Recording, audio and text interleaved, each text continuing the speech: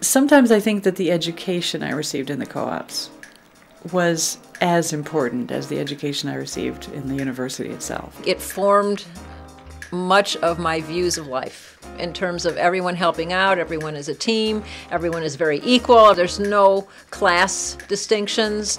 I was the homeowner, I was the landlord, I was the roommate, and I was a 19-year-old, kid. The Intercooperative Council, an organization now comprised of 18 houses and serving nearly 600 members. Like many great things, it began small. The roots of the Intercooperative Council date back to 1930, the Great Depression, a time when sharing food and housing was the only viable option. Over 25% of workers were unemployed, and those who had jobs were finding it hard to afford even 2 meals per day. Many people felt that democracy was failing. University of Michigan students were hit especially hard. Affordable housing was dwindling. Tuition and food costs were on the rise. More and more students dropped out simply because the cost of living was too high. Fortunately, in 1930, Charles Orr and Leonard Kimball came up with an idea. Along with some friends, they started the Michigan Socialist Club. They realized it would be cheaper if they shared housing and meals. The guys of the Michigan Socialist Club really firmly believed in a certain way that human beings should live, that they should be treated. And that's why I think the co-op idea appealed to them so much. It was an opportunity to put into exercise some of their values. The group rented a house on East Ann Street in August of 1932 and charged each member $2 per week for room and board. They shared food, labor, and most importantly, decisions. Each house member had an equal voice in the decision-making process. Working together proved too effective to limit to just one house. In 1932, member Cher Qureshi started the Wolverine Eating Co-op. Soon, 500 students were stocking, cooking, eating, and saving money, together. In 1935, the movement continued to grow. Eldon Ham and Cal Cressine convinced Reverend and Mrs. Pickerel to share their home with 8 students, who dined in the basement and slept in the attic. Eldon brought sacks of potatoes from his family's farm for the boys to eat. By 1937, Reverend Pickerel and Cal Cressine had started the Rochdale Co-op in a house on the corner of Hill Street and Oxford Road. The house was named after the birthplace of the Rochdale Principles, a co-op started in 1844 by a group of weavers in Rochdale, England. We were a generation of hope, and our mission was to do things better, and we knew we could. We weren't depressed in the Depression. We were alive and working.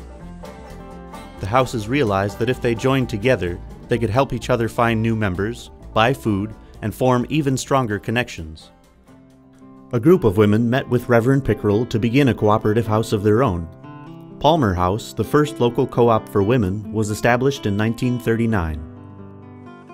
Particularly as women, we were several generations ahead of ourselves in terms of taking hold of our lives, being serious about ourselves, insisting on equal treatment and getting it. Palmer, Rochdale, and Michigan houses, along with the Wolverine Eating Co-op, formed the Campus Cooperative Council, the first glimmering of the Intercooperative Council. In 1939, 3 new houses were formed: Pickerel, Congress, and Stalker, expanding the council even further. Then, the name changed. Co-op living required work, but co-op members could easily see the benefits of sharing work. There were a number of things that we joined together on, where we would get services from or get food from, things like collecting trash. I collected it from all the houses, and it was wonderful, the way it worked. Nobody pissed and moaned about why they had to do whatever their job was. There's something about working together or living together that there was just a kind of togetherness that I can't put into words. The years just before the U.S. entered World War II marked a boom for student co-ops. Nationwide, there were nearly 300 student co-ops on 144 college campuses. In 1939, ICC members drafted a constitution and started centralized food purchasing. 1940 and 41 saw the start of 5 new houses in Ann Arbor. Over 250 students per year were able to come to college because of affordable co-op housing. And with this new population came the potential to work together on an even greater scale. So they took the economic principle of each individual house and applied it to a group of houses, which is you pool your resources, whatever those are, and you're all going to come out ahead. And so they federated, basically, because that was a big step. If they hadn't taken that step, a lot of those co-ops might have just disappeared forever. The whole concept might have at some point just disappeared. But because they were a unified group, that enabled them to meet the challenges and the difficulties that World War II brought to them in terms of losing their leases, losing their members. However, even a unified federation could not escape the devastating effects of World War II. As young men joined up by the tens of thousands, membership in the houses decreased by 2/3. By the end of the war, only 4 co-ops remained in Ann Arbor. And those few remaining houses had new problems. Developers started buying up houses near campus for war workers and those soon returning from the war. It was harder and harder for members to find houses to rent, and rented houses could easily be sold out from under them. They had to find a way to buy houses if their movement was to survive. In the summer of 1943, the co-opers found a house at 816 South Forest that they thought they could afford to buy. The ICC members gathered loans from house accounts and from their relatives for the down payment, but it wasn't quite enough.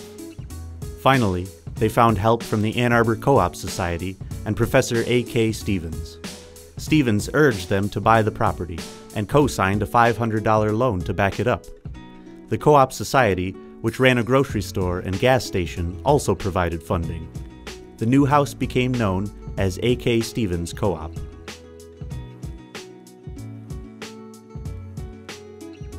In the fall of '44, the men of Robert Owen Co-op couldn't even find a house to rent. They wanted to buy a house, but ICC's resources were drained after buying Stevens. Just when it seemed that Owen would be dissolved into other houses, an anonymous donor came to the rescue. A house was found at 1017 Oakland, and Owen House became a permanent part of the ICC. Though most of the other early houses were casualties of the war years, the purchase of Stevens and Owen allowed the ICC to survive. It cemented itself by incorporating in 1944. The whole concept changed in terms of purchasing houses rather than renting them. After the World War II, we just kept buying. The war was over, and the demand for co-ops was back. In 1942 to 43, the enrollment at U of M probably was around 10,000. When I came back, it was like 25,000 in 1946. To keep up with the population boom, the ICC bought 2 new houses and named both after members who lost their lives in the war, Harry Osterweil and Johnny Nakamura. Honoring Johnny Nakamura was the latest in ICC's stand against the discrimination prevalent at the time. When people of Japanese descent were being forced into internment camps, the ICC stood behind its many Japanese American co-op members. Co-ops also refused to discriminate against Jewish or African Americans. A group of early co-opers helped start the Interracial Society, bringing students of different backgrounds together. A Methodist student group started Muriel Lester House in 1940, specifically as an opportunity for interracial living.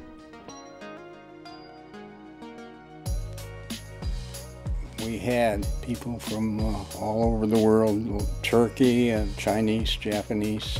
It was just a wonderful experience to recognize, the common humanity, no matter where you came from. And in 1944, the ICC successfully fought a neighborhood petition requesting the removal of African American members of Palmer House. The ICC newsletter, The Cooperator, gave the organization's firm reply. Religious or racial discrimination has no place in the co-op movement. Indeed, we should make an effort to add to our membership those who might be discriminated against elsewhere. We must in no way make applicants or members feel that they will be judged by any standard but that of cooperation. So we in the co-op, we were all like citizens of the world. We didn't care what ethnicity we were, what sex we were, how much money we had or anything. We were just, that was our belief. Despite relentless opposition to their stance on inclusion, the co-ops stood strong. There was a time when the regents thought about closing the co-ops because of their political controversy associated with them.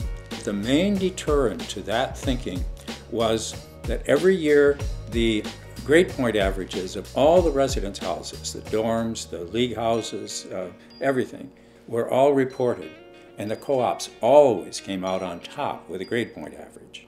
So I think the regents realized that there was something going on there that was right. The organization had grown, and with this growth, a new discussion emerged. A.K. Stevens had been a source of continuity in co-op policy for a while, but he had just been an advisor, and he just wasn't always there. And we could feel by his presence that there was a need for continuity in co-op policy. And also there were some thoughts about expanding the co-ops. And it was felt that the students just weren't in a position, there wasn't anybody who was there to implement that process. The discussion to hire a full-time staff person began. We had weeks of debate as to whether to hire somebody, and it was a very deep split.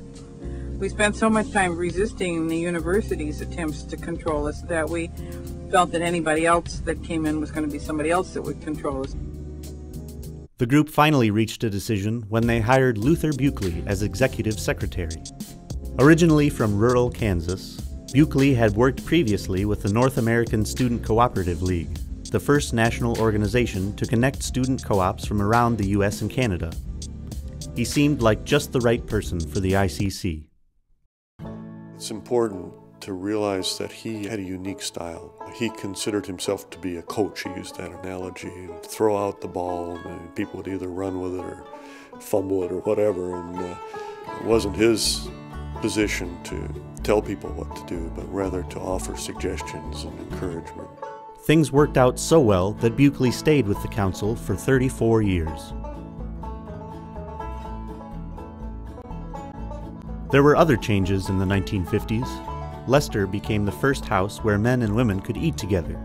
Brandeis House added family housing, and Mark 8, ICC's 8th purchase, became home to female graduate students in 1956. With their reputation as strongholds for democracy and equality, many of the ICC co-ops naturally became hubs for the social change movements of the 1960s. Osterweil House provided workers and supplies for the civil rights movement. Members of Vail, Owen, and Nakamura were active in protesting the Vietnam War. A local radical newspaper, the Ann Arbor Argus, was published at Nakamura in the late 1960s. Throughout the ICC's history, members chose house names that reflected their values. Lester House was named for lifelong British peace activist Muriel Lester, who twice visited the house. Stephen Vail, who as council president helped establish the co-op's independence from the university, was namesake for Vail House. Linder House was named after Benjamin Linder, who was killed by the Contra rebels in Nicaragua in 1987 while helping to construct a hydroelectric project to assist rural villagers.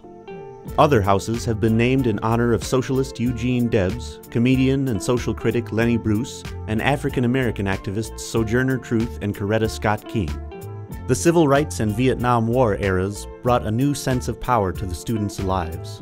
They rejected many of their parents' values and created their own counterculture.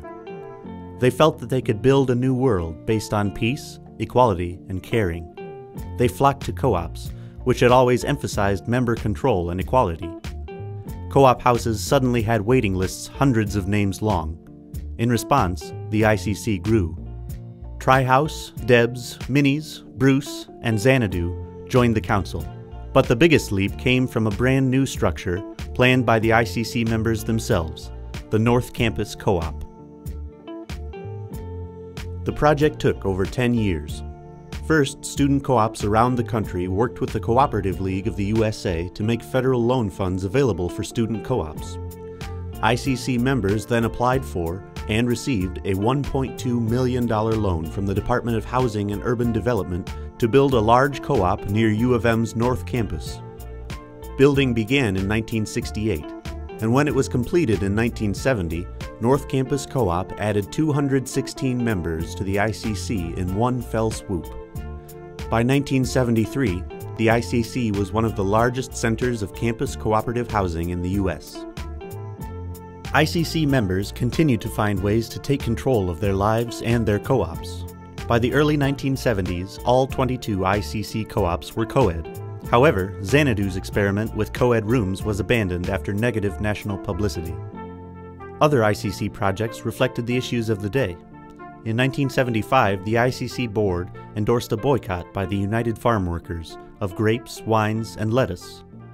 In 1978, Lester House became vegetarian, and a women's committee was formed to eliminate sexism in the co-ops. ICC members also worked to solidify the larger student co-op movement. In 1968, ICC hosted a national co-op conference in Ann Arbor. Soon after, ICC helped to start NASCO, the North American Students of Cooperation. NASCO is still providing education and support to campus co-ops around the U.S. and Canada. Every year, NASCO holds its annual institute here in Ann Arbor where hundreds and hundreds of co-opers from around the nation and Canada will come and join together for several days of classes, dozens and dozens of classes on cooperative development. It's an incredible experience where people get together and share what they know.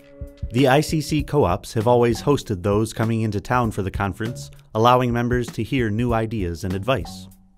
The Council's growth in the 1970s seemed unstoppable, but ICC members in the mid-70s felt the organization had grown enough and voted down the purchase of several houses.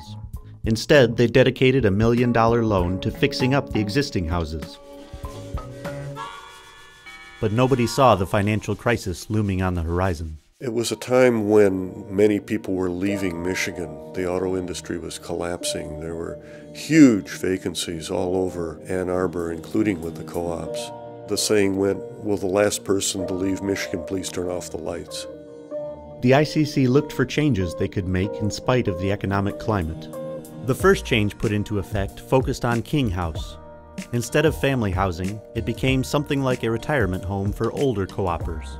North Campus Co-op had collapsed, and by the summer of 1984, their membership dwindled to just a few. I came in as a consultant and helped them to figure out how to change North Campus from 9 houses and 2 boarding co-ops to 2 houses. They had made already the decision to change the room arrangement to all rooms optionally being single and being for graduate students largely. The changes at King and North Campus helped stabilize the organization once again, and Luther Buckley was able to retire, with his successor Jim Jones stepping in as only the second executive secretary in 1985. Jim helped the ICC streamline the board structure. He also reorganized the staff, and as the recession passed, helped the organization to once again focus on expansion. Reaching out to the National Co-op Bank in Washington, D.C., the ICC was able to refinance the entire organization and purchase what is now Luther House.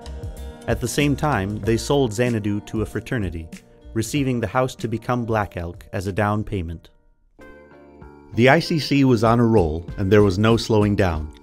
Linder, Kagawa, Ruth's, and Gregory houses were all purchased within a 7-year period, as well as the ICC's current office building on William Street. Some issues never go away. The houses have to stay full, and the charges need to stay affordable. Keeping costs down relies on sweat equity. When members do the food buying, cooking, cleaning, and small repairs, a lot of money is saved. Education has always been a mainstay in the ICC. Members must learn to run a $2 million business the co-op way, be stewards of their own houses, and help members live together cooperatively. The Education Committee, guided for over 25 years by Director of Education Susan Kaya, helped the co-ops address the most pressing issues of the times.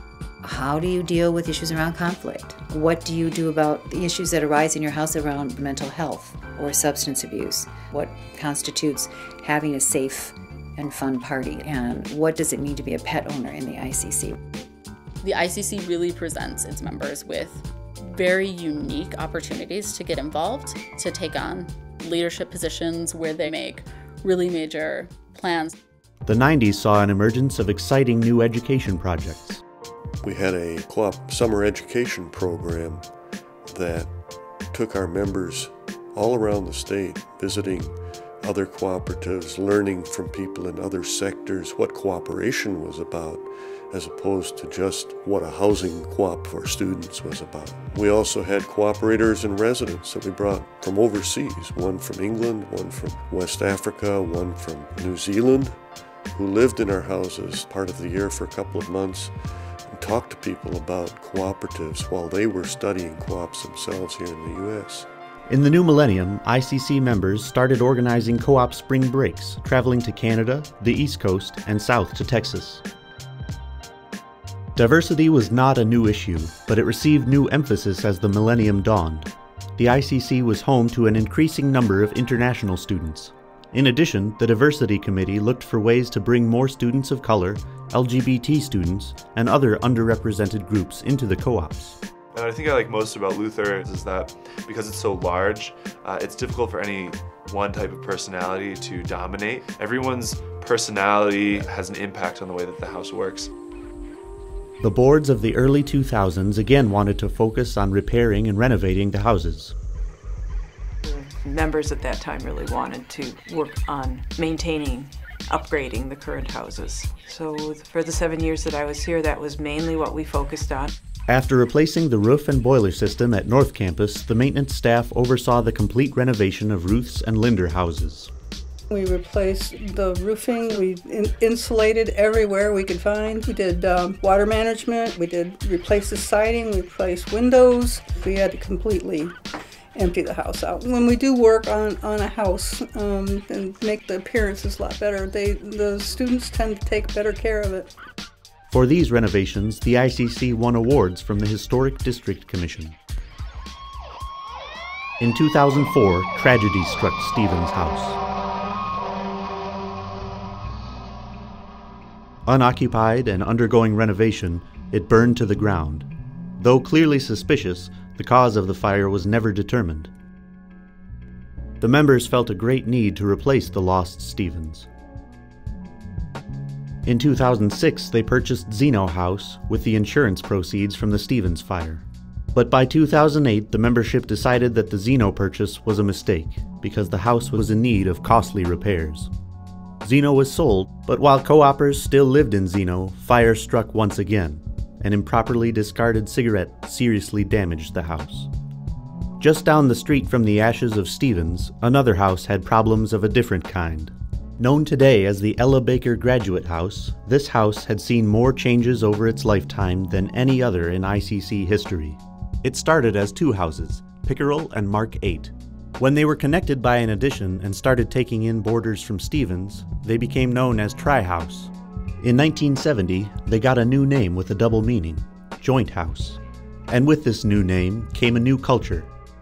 There were, beer-soaked carpeting, never getting dried out, never being taken care of, holes in the walls, constant holes in the walls. A series of boards and staff members made many attempts to change the house culture.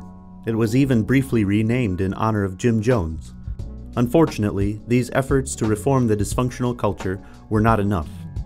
People would move into this house either because they knew it as a party house or because they knew nothing about the ICC and that's where their space was. So there was a lot of people in the house that did not interact at all with the rest of the house, and then there were the troublemakers. So it was a very toxic situation. The board finally took the drastic action of closing the house down, renovating it at a cost of over $300,000, and reopening it with a new name and theme. Ella Baker Graduate House has since become one of the most successful and stable houses in the ICC. The transformation of Ella Baker House focused members and staff on working together to keep houses cleaner and better maintained. When Eric Lipson took over as general manager in 2007, the boards continued that effort in order to help recruit and retain members. Eric Lipson's passion for sustainability aligned with the ICC's new direction. Luther Buckley, now in his late 80s, became an important part of this effort. Before he died in 2008, Luther sent a strong message to members and alumni in support of sustainability. To honor his memory, alumni formed the Luther Buckley Sustainability Fund. Using grants, donations, and member contributions, important changes were made. Water-saving showers and faucet aerators have saved over 600,000 gallons of water a year, as well as $20,000 in annual energy and water costs. Houses now have energy audits, new energy-efficient heating systems, new lighting, new windows, more insulation, real-time electricity monitors, and weather stripping. The ICC is taking numerous steps to reduce energy use and lower its carbon footprint while making members more comfortable. During Eric's tenure, the Alumni Association was also reinvigorated, connecting former members with current members. While the monetary gifts of alumni have helped the organization greatly through the years, these co-opers are valued in countless other ways. Understanding where we came from and how far we've come is a role that the alumni help play for our members. They carry the wisdom of past generations. They tell people why it's important to plan for those in the future. They'll never know. We didn't come just full-blown into existence. It was the work of many, many people over many, many years. The co-ops continue to keep pace with change. In 2012, the board approved a community action team to incorporate social action projects in ICC's day-to-day mission. The co-ops really teach you how to live in a larger community outside of just your own little space. It really forces you to take ownership of the whole community that you live with. There will always be challenges. Tuition costs have skyrocketed. The economic crisis of 2008 caused mass unemployment. ICC houses always face concerns about sanitation and fire safety. But the ICC continues its core mission to keep higher education affordable to the less advantaged. ICC charges are half the cost of U of M dorms, despite paying hundreds of thousands in property taxes. The Inter-Cooperative Council continues to show the power of cooperatives as an alternative to profit-motivated businesses. ICC members have created a place where people of diverse backgrounds can live, work, play, talk, and solve problems together. They have gone on to the Peace Corps, to start businesses, to hold elective office, to win a Nobel Prize, and to continue work for social justice. The ICC is part of an international movement that gives millions of people the chance to take control of their housing, business, and everyday lives. The power of co-ops for good was officially recognized when the United Nations declared 2012 the International Year of Cooperatives. It has taken the ICC over 75 years to go from an idea in the minds of a few students and faculty to becoming a major institution in Ann Arbor, serving over 600 members every year with millions in assets and tens of thousands of alumni. Today, the ICC is one of the largest voluntary student organizations at the University of Michigan. Only one question remains: where will today's members take the ICC?